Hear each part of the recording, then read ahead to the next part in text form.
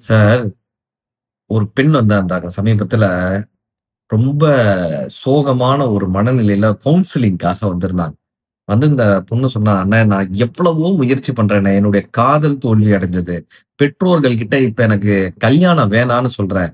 ஆனா, எங்க பெற்றோர்கள் வந்து அத கேட்கறதுக்கே தயாராக இல்ல. பொம்பள பிள்ளைய எத்தன நாளு வீட்ல வச்சிருக்கிறது?" அப்படின்னு எங்க பெற்றோர்கள் ஒரு பக்கம் அ என்னைய வந்து கட்டாயப்படுத்திக்கிட்டே இருக்காங்க. படிக்கலாம், படிச்சு ஏதாவது டிகிரி வாங்கலாம். ஆனா படிப்பும் எனக்கு வரமாட்டேங்குதுண்ணே. எனக்கு என்ன பண்றதுன்னே தெரியலண்ணே. நான் என்ன எப்படி சாதிக்கிறதுன்னே தெரியலண்ணே. நான் ஏதாவது ஒண்ணு பண்ணணும்னு ஆசைப்படுறேன். ஆனா வாழ்க்கையில தொட்டதெல்லாம் நமக்கு போராட்டமாவே போதுண்ணே. நான் தற்கொலை பண்ணிக்கலாமான்னு முடிவெடுத்தேன்னு ஒரு பொண்ணு வந்து சொன்னாங்க. நான் அவங்கள பார்த்த உடனே ரொம்ப பரிதாபமாக இருந்துச்சு. ஏன் தெரியுமா? தான் யாருன்றதே அந்த பொண்ணுக்கு தெரியல. தன்னுடைய பலம் என்னன்னே தெரியல. தற்கொலை மட்டுமே எல்லாத்துக்குமான தீர்வு கிடையாது. இன்னைக்கு இருக்கக்கூடிய ஜென் ஜி தலைமுறையில இருக்கக்கூடிய அத்தனை இளைஞர்களுக்கும் சொல்லிட்டு போறேங்க. தற்கொலை தீர்வு கிடையாது. சமீபத்துல நான் மலேசியாவுக்கு போயிருக்கிறப்போ, ஒரு நிகழ்ச்சிக்கு போறப்ப, அ மதுரையிலிருந்து ஃப்ளைட். ஒரு பொண்ணு என் பக்கத்துல வந்து உட்கார்ந்தாங்க. அவங்கள பார்க்கும்போதே தெரிந்தது ஒரு கிராமத்து பெண் மாரி இருந்தாங்க.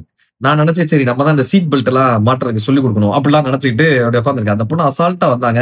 சீட் பெல்ட் எல்லாம் அப்படி மாட்டுனாங்க. சீட் பெல்ட்ட மாட்டுனாங்க. ஒரு லேப்டாப் எடுத்து வச்சுட்டு அந்த பொண்ணு பாட்டு வொர்க் பண்ண ஆரம்பிச்சுட்டாங்க.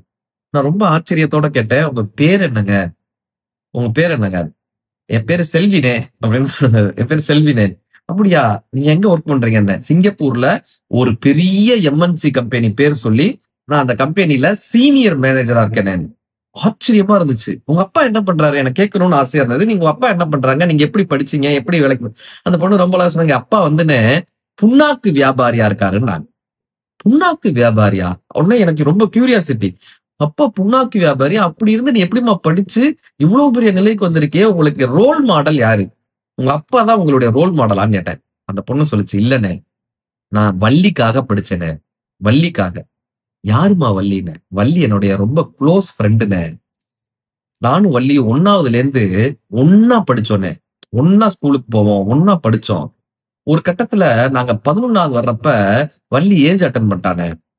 அவங்க வந்து அவங்க வீட்ல வெளிய விடவே மாட்டேன்னு சொன்னாங்க. ஸ்கூலுக்குலாம் விடமாட்டேன்னு சொன்னாங்க. நாங்க தான் சண்ட போட்டு நாங்க படிக்கணும் அப்படின்னு சொல்லிட்டு ஸ்கூலுக்கு போக ஆரம்பிச்சோம். இப்ப எங்க ஊர்ல இருக்கிற ஸ்கூல்ல 10ஆப்பு வரைக்கும் தானே இருக்கு. அந்த பொண்ணோட பாஷை. 10ஆப்பு வரைக்கும் தானே இருக்கு. நாங்க பக்கத்துல இருக்கிற ஸ்கூலுக்கு போணும்னா தான் 11வதுக்கு போணும்னா இன்னும் 2 ஊர் தாண்டி போணும். நாங்க நடந்து தான் போவோம். இப்படி டெய்லி நாங்க நடந்து போயிட்டு இருக்கோம். இந்த ரோட்ல இருக்கக்கூடிய காவாலி பசங்கண்ணே, காளி பசங்க எல்லாம் வம்பிழுப்பாங்கண்ணே. எங்கள வந்து கைய புடிச்சு இழுக்கிறதுலேருந்து தொடர்ந்து பிடிச்சு வம்பிழுத்துக்கிட்டே இருந்தாங்க. ஒரு கட்டத்துல இந்த வள்ளி அவங்களோட சண்டை போட்டு அப்பா கிட்ட வந்து சொன்னா. அவங்க அப்பா கிட்ட வந்து சொன்னா. அவங்க அப்பா சொன்னாரு, "இதுக்கு தான் உன்னைய ஸ்கூலுக்கு போ வேணாம்னு சொன்னது. இப்ப பாரு நான் உன் பின்னாடி வந்துகிட்டே இருக்க முடியுமான்னு?" அவங்க அப்பா பிடிச்சு வள்ளிய திட்டுறாரு.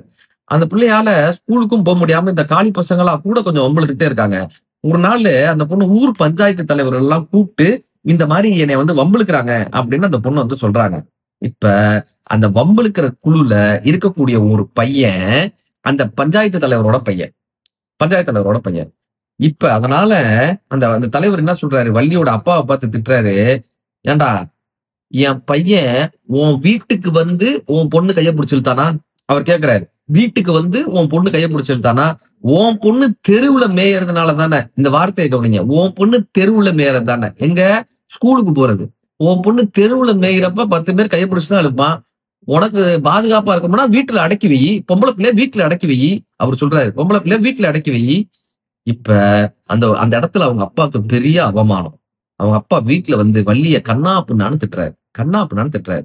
இதனால தான் நான் சொன்னேன். இன்னைக்கு உன்னால தான் எனக்கு அவமானம்னு ரொம்ப திட்டுறாரு. வள்ளி ஸ்கூலுக்கும் போக முடியாம, அந்த காலி பயல்ல எதிர்த்து நிக்க முடியாம, அப்பா அம்மா கிட்டயும் சொல்ல முடியாம, அப்பா அம்மாவுடைய சப்போர்ட் இல்ல மருந்த குடிச்சிடுறா.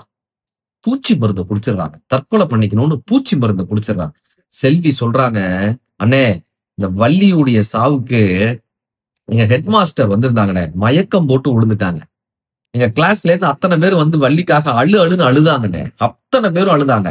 ஆனா நான் மட்டும் அழவே இல்லண்ணே. நான் மட்டும் அழவே இல்ல. சாகறதானே தீர்வு? சாகறதா தீர்வு? வாழ்றது தானே தீர்வு.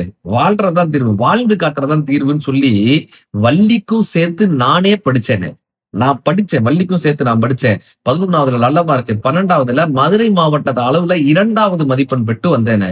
எனக்கு மதுரையில இருக்கக்கூடிய பெரிய பொறியியல் கல்லூரியில சீட்டு கிடைச்சுச்சு. எங்க அப்பாவும், அம்மாவும் உடமாட்டேன்னாங்க. தேனியிலிருந்து மதுரைக்கு உடமாட்டேன்னாங்க. நான் எங்க ஸ்கூல்ல இருக்கக்கூடிய அத்தன ஆசிரியர்களையும், தலைமை ஆசிரியரையும் அழைச்சுட்டு வந்து எங்க வீட்ல வச்சு போராட்டம் பண்ணேனே. போராட்டம் பண்ணி கடைசியா ஸ்காலர்ஷிப்லாம் கிடைச்சு நான் அந்த காலேஜ்ல போய் படிச்சேன். கேம்பஸ் இன்டர்வியூல பிளேஸ் ஆனேன். இன்னைக்கு சிங்கப்பூர்ல பெரிய கம்பெனில கிட்டத்தட்ட மாசம் ரூ. 3,50,000 நம்ம ஊர் காசுக்கு ரூ. 3,50,000 சம்பாதிக்கிறாங்க. இது பெரிய விஷயம் இல்ல. செல்வி சொன்னதுல இது பெரிய விஷயம் இல்ல. அந்த பொண்ணு சொன்னாங்க, "அண்ணே இது வெற்றி கிடையாதுண்ணே. இப்ப நான் வேலைக்கு சேர்ந்து 6, 7 வருஷம் ஆயிடுச்சு. வள்ளி இறந்து போய் கிட்டத்தட்ட ஒரு 10 வருஷம் ஆயிடுச்சு.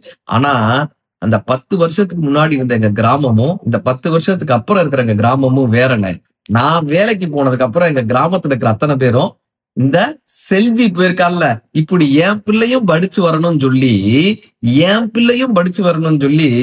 என்னைய பார்த்து எங்க கிராமத்துல இருந்து 16 பெண்கள் பொறியியல் கல்லூரியில சேர்ந்திருக்காங்கண்ணே. 16 பெண்கள் இன்ஜினியர் ஆயிருக்காங்கண்ணே. பக்கத்துல இருக்கிற கிராமத்துல படிக்க போறதுக்கு பயந்த சமூகத்திலிருந்து 16 பெண்கள் இன்ஜினியரா மாறியிருக்காங்கண்ணே. இதுதான் என்னுடைய சாதனைன்னு செல்வி சொன்னாங்க. உன்னை அறிந்தால், நீ உன்னை அறிந்தால் உலகத்தில் போராடலாம். உயர்ந்தாலும், தாழ்ந்தாலும் தலை வணங்காது நீ வாழலாம். இந்த அடுத்த தலைமுறையில் இருப்பவங்களுக்கு சொல்லிட்டு போறேங்க. தற்கொலை என்பது தீர்வு அல்ல.